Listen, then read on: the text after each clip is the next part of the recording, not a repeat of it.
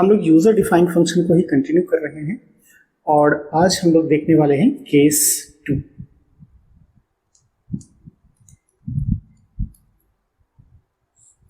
Right, case 2 में हम लोग का था कि पासिंग तो करना है बट रिटर्निंग नहीं है। Right, so here is your main function and here is your user defined function.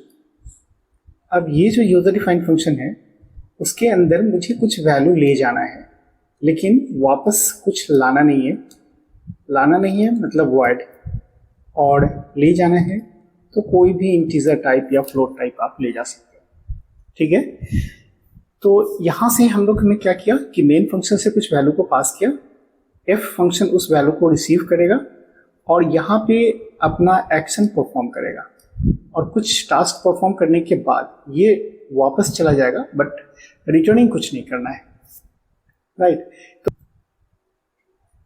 तो सबसे पहले हम लोग इसका प्रोटोटाइप डिफाइन करेंगे। प्रोटोटाइप हम लोग को पता है कि रिटर्निंग टाइप कुछ नहीं है, तो void function name F and passing इस टाइम हमारे पास है एक इंटीजर वैल्यू, तो मैंने लिख दिया पासिंग टाइप इंटीजर। ये हमारा प्रोटोटाइप हो गया। राइट, अब जब इस फंक्शन को मुझे कॉल करना होगा तो अब की बार इस फंक्शन को कॉल करते समय मुझे कोई ना कोई इंटीजर वैल्यू देना होगा, क्योंकि हम लोगों ने पहले से बता रखा है इस फंक्शन को कि जब कभी भी मैं तुम्हें कॉल करूंगा तो मैं कोई इंटीजर वैल्यू पास करूंगा। राइट, तो यहाँ पे आप कोई भी इंटीजर वैल्यू पास कर दो, कोई भी इंटीजर वैल्यू। मैंने अभी दिया है 42, आपकी मर्जी जितनी वैल्यू देना है वो वैल्यू आप डाल दो। राइट, तो ये हमारा फंक्शन कॉल हो जाएगा और जब फंक्शन कॉल होगा तो ये सर्च करेगा कि इसका डेफिनेशन कहाँ पे लिखा है, तो मुझे इसका डेफिनेशन लिखना पड़ेगा। राइट, तो चलिए हम एक छोटा सा एग्जांपल देखते हैं कि सबसे पहले हम लोग एक मेन फंक्शन लिखते हैं जो हमारा एंट्री पॉइंट होगा। आप रिटर्निंग टाइप वॉइड या इंटीजर लिख सकते हो, ये चीज आपको पता है कि जब कभी इंटीजर लिखेंगे इसका मतलब मुझे रिटर्न इंटीजर करना पड़ेगा कुछ। अगर मैंने वॉइड लिख दिया इसका मतलब मैं अभी मेन फंक्शन कुछ रिटर्न करने वाला नहीं है। तो चलिए ये हमारा अदर टॉपिक है, ये हम लोग पहले ऑलरेडी डिस्कस कर चुके हैं। हम लोग बात करते हैं अभी यूजर डिफाइंड फंक्शन की। राइट, तो यहाँ पे सबसे पहले मुझे डिफाइन करना है कि इसका प्रोटोटाइप क्या होगा। सो रिटर्निंग कुछ नहीं है, void function F and passing type is integer. Right, single value हमको पास करना है इसलिए मैंने एक इंटीजर वैल्यू डाल दिया और जब कभी भी मैं इस फंक्शन को कॉल करूंगा तो मुझे एक इंटीजर वैल्यू यहाँ पे डालना पड़ेगा। आपकी मर्जी, कोई भी वैल्यू आप पास कर सकते हो। So this is your prototype, right, and this is your function call. Now close the main function. Now write down the definition of a user defined function f. So returning type is void, function name is f, और यहाँ पे जो हमारा 5 है यहाँ पे ध्यान देना है, ये जो 5 आएगा उसको मैं इंटीजर में रिसीव करूंगा। कोई भी एक वेरिएबल होगा, इस वेरिएबल में हम लोग इस वैल्यू को रिसीव करेंगे।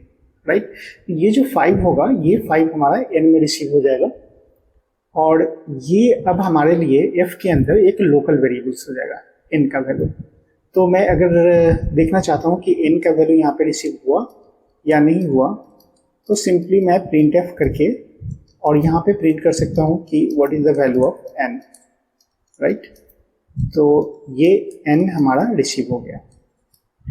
अगर मेरा आउटपुट यहाँ पे 5 आ गया इसका मतलब है कि ये जो 5 था वो मैं यहाँ पे रिसीव कर लिया।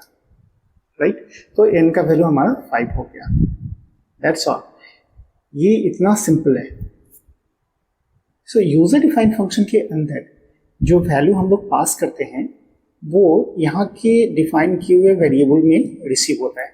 अब कभी कभी आप यहाँ पे देखोगे कि जब प्रोटोटाइप हम लोग डिफाइन करते हैं तो हमने बताया था कि यहाँ पे आप कोई वेरिएबल का नाम भी मेंशन कर सकते हो। सपोज मैंने मेंशन कर दिया यहाँ पे x को, तो आप कोई जरूरी नहीं है कि यहाँ पे x ही लिखो या यहाँ पे x ही लिखो, that is the formal declaration. Right, तो अभी अगर हमने यहाँ पे n को दिया है इसका मतलब actually I am just getting the value 5 inside this variable n। Right. तो यहाँ पे ये मायने रखता है कि आप यहाँ पे कौन सा वैल्यू मेंशन कर रहे हो, कौन सा वेरिएबल डिफाइन कर रहे हो, राइट। यही हमारा लोकल वेरिएबल होगा इस फंक्शन के लिए, राइट। और इस फंक्शन के अंदर हम कहीं पे भी इस n को यूज कर सकते हैं। अगर आप चाहो तो इसके अंदर डबल वैल्यू भी पास कर सकते हो। तो उसके लिए हम लोगों को क्या करना है, यहां पे हम लोग देखते हैं कि सिंपली टू वेरिएबल्स को कैसे पास करेंगे। तो सबसे पहले हम लोग मेन लिखते हैं यहां पे, राइट।